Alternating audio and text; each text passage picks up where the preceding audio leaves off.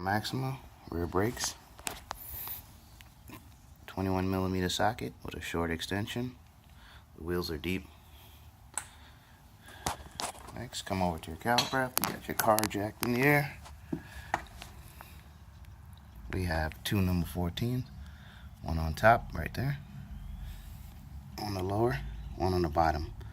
But Maxima installed this bracket here, so you can't get a socket in there. As you can see, can't really get a socket in there.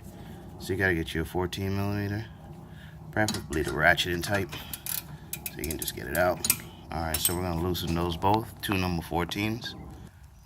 Okay, so I removed the top number 14, but the bottom one, you won't be able to get it all the way out because of that bracket.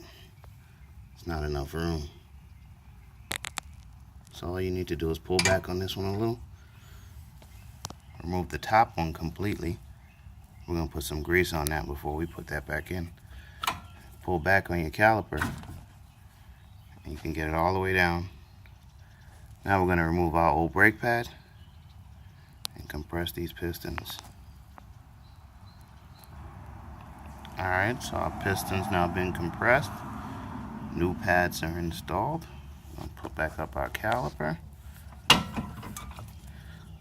Line back up our rubber boot at the top.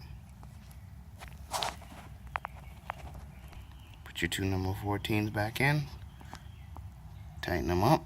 Put your wheel and tire back on. Pump your brake. And that's the Nissan Maxima rear brake replacement. Thanks for watching. Subscribe, comment, hit that like button. See you next time.